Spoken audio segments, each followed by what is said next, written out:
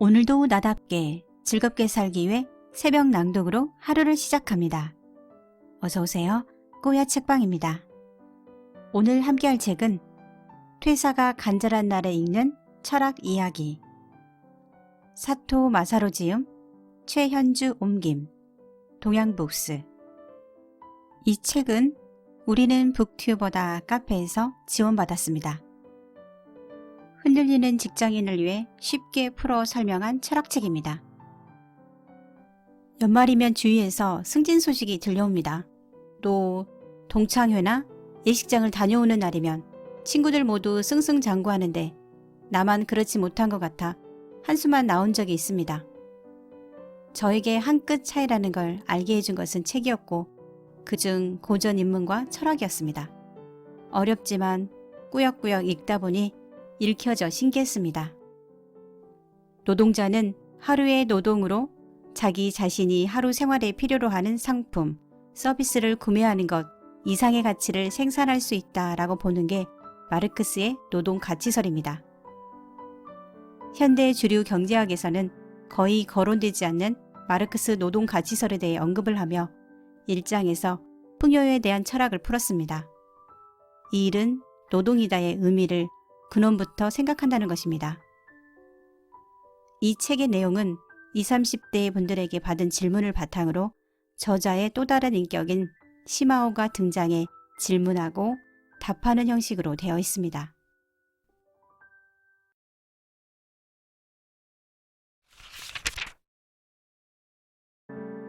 (1장) 풍요에 대한 철학. 돈으로 행복을 살 수 있을까? 2장 인간 관계에 대한 철학. 바람직한 직장 환경이란 무엇일까? 3장 일에 대한 철학. 일이 주는 보람에 대하여. 4장 부정적 감정에 대한 철학. 부정적인 사고를 바꿀 수 있을까? 5장 고독에 대한 철학. 혼자라는 건 슬픈 걸까? 이렇게 총 5장으로 구성되어 있으며 이 중에서 2장 일은 우정이 아닌 신뢰를 쌓는다 124페이지와 5장 고독은 극복하려 하지 말고 철저히 피하는 게 좋다 226페이지 낭독하겠습니다. 일은 우정이 아닌 신뢰를 쌓는다. 한 페이지로 정리하면 남들이 나를 싫어하지 않을까 고민하는 분들이 많겠죠. 그러나 인간은 본래 타인을 완전히 이해할 수 없어요. 세상에는 당신을 좋아해주는 사람도 그렇지 않은 사람도 있습니다. 이건 당연한 거니까 고민하실 필요가 없어요. 나와 잘 맞지 않는 동료나 상사가 있어도 우연히 함께 일하게 됐네 정도로 받아들이고 일의 목적을 공유하는 신뢰의 관계를 구축하면 좋죠. 그러나 아무리 마음을 다잡아도 맞지 않는 사람과 함께 무언가를 한다는 것은 고통이 따르는 법입니다. 이 경우는 그 사람과의 대면을 최소화하고 자신과 맞는 공동체를 형성해야 합니다. 공동체, 무리, 그룹 등은 불편한 사람과의 마찰을 줄이거나 이해관계로 생긴 부서 간 마찰을 최소화하는 역할을 하죠. 상사와의 상하관계로 고민한다면 다른 위치에 있는 관계를 이용해 보세요. 인간은 원래 더 잘 살기 위해 공동체를 만든다고 아리스토텔레스는 말했어요. 회사를 이익은 선, 추구 조직으로 본다면 조직 안에서 일하는 것은 그 조직을 구성하는 인간의 행복으로 연결됩니다. 인간관계로 고민이 있어도 인간관계에서 생길 수 있는 마찰을 줄이고 공동체를 유용하게 이용하고 본래의 목적에 집중함으로써 인간은 행복하게 일할 수 있어요. 고독은 극복하려 하지 말고 철저히 피하는 게 좋다.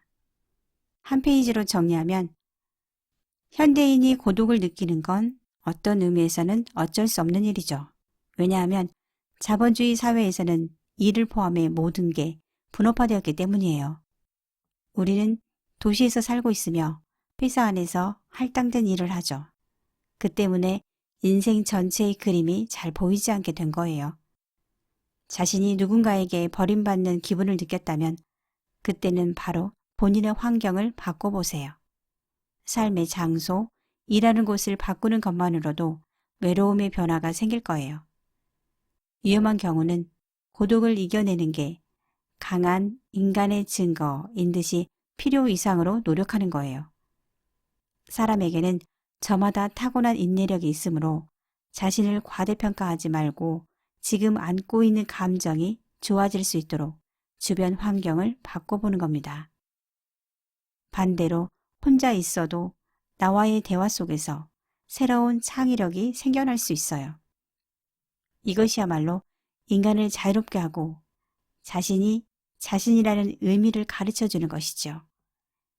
SNS 등에서 타인과 표면적으로 사귀는 것보다 자신의 고독과 잘 어울리는 것, 자기 자신과 커뮤니케이션을 잘하는 것이 앞으로의 긴 인생에 있어서는 매우 중요합니다.